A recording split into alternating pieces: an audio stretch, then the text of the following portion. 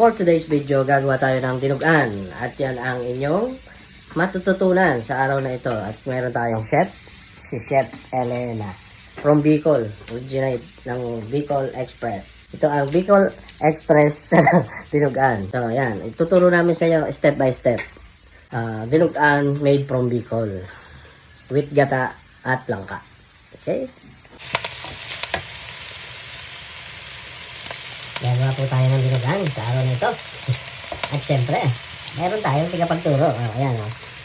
Bicol Express. Bicol Express. Hindi, dinugan. Bicol Express. Bicol Express yung chef natin. Dinuguan. Yung ito pala. dinuguan ay mayroong lalagyan po natin ng langka na gulay. At lalagyan natin ng gata ng niyog. Yun Yun ang klaseng dinugan dinuguan yan. ng Bicol. Yan ang dinugan ng Bicol na may langka. Gata Gata. ng niyog. Yan, gata at saka langka. Ayun lang kayo nakarinig yan. Ngayon ay, ang ginagawa po natin? Tayo ay nagisa ng bawang, sibuyas. Ating pina-golden brown ang karne ng baboy. Okay. At mamaya-maya po, abangan nyo. At ang dugo naman, ang aking ito. So, iwanan muna natin yan. Iwanan natin 30 minutes.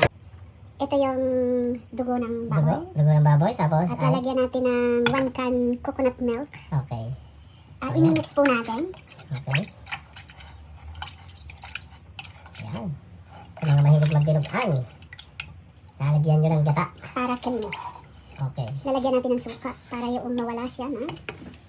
Lalagyan natin ng suka, pampalis ng lansa. Then, suka. Lalagyan natin ng dato puti, Yan. vinegar, para mawala po ang lansa. Sa mga gano'n kada.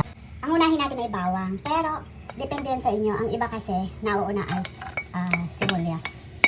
Ngayon, dahil ako po ay taga Bicol, ay inuuna po namin ang sibuyas para mamangang. Baka na tayo gano'n. Sa Laguna, bawang din. Meron po na nauuna ay sibuyas.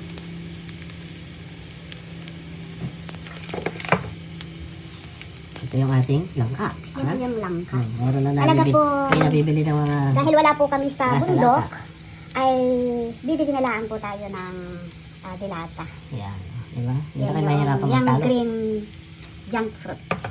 Hindi na kayo hindi na, ayun, nag-golden brown na po yung bawang, kamuntik na, kadadaldal, kamuntik nang matunog ang bawang.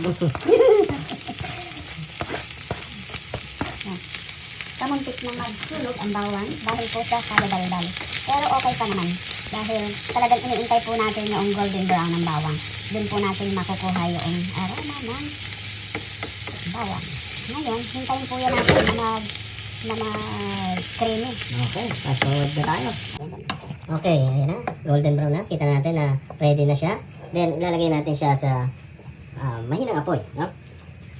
Para mas At hintayin na lang natin na lumambot ang karne. Ngayon. Ngayon, dito naman tayo sa pinagsamang dugo at Gata. gata ng niyog. Yan.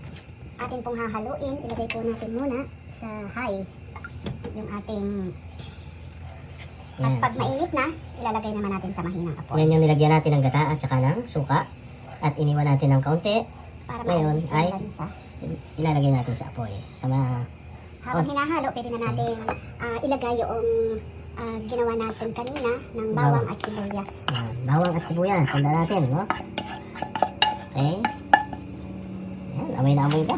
Kaunting halo. Nangangamoy na agad yung amoy niya. Yung bango. Bango. Ngayon, lagyan po natin ng kaunting patis. Kasi, Ay, patis. ang pasarap din ito eh. Imbis na Yan yung na fish asin, sauce. imbis Oh. na asin, lagyan natin ng kaunting patis. Ah. Ang patis din po yun ng lansa. Continuation lang yung halo. Teka muna at baka po madulas ay mawalan po kami ng dugo. Mahirap pagharap ng dugo sa Italy. No? Sa Italy, Yung inilalagay po hindi kong kagaya sa ingredients, Pilipinas. ay estimate ko na lang po yun. Ganun na lang din po ang gawin. Okay, yan. Siyempre, Yan po yung discarding, yan ang discarding Pinoy. Yan po yung siyempre, lalagyan po natin yan ng dahon ng laurel. Kung walang tuyo na dahon ng laurel, ay di kahit yung fresh, pwede po yan. Basta ang mahalaga ay mawala yung lansa nito. Maraming laurel sa Italy. Yan po ay kinuha ko sa sarili ng Sa amo. bakuran. Yan. At sa huli po, pag kumulo na yan, ilalagay po natin ng, ito na ang result ng langka. Yan. Yan yung langkang nasa lata sili. kanina. Oh. Para kayo mahirapan maghanap ng langka, ayan ang langka. Marami, matatagpuan May po ROD. yan sa, hindi sa bundok, kundi sa Okay. Asian food. Yung mga store ng Yan, mga sa Asian food, meron po Pilipino, yan. meron din yan, marami. Oh, yan, baka naman, ROD. Hintayin natin yung maluto. At imimix natin yan dito. Luto na yung, tinikman ko na. Luto na siya. Hindi ko siya ginamitan ng tubig. Yan, ganun lamang po ang pagluto ng dinuguan with langka at gata. Okay.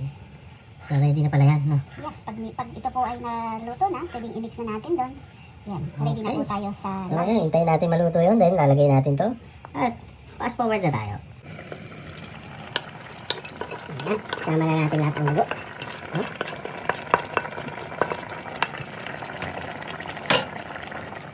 Haluin natin.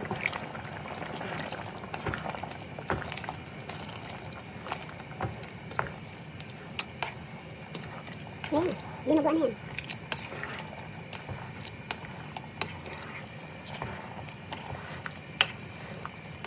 Ihandaan nyo na yung kanin nyo. Ang sarap kung may Yan. sili. Ayan na. Nakalagay na din yung sili.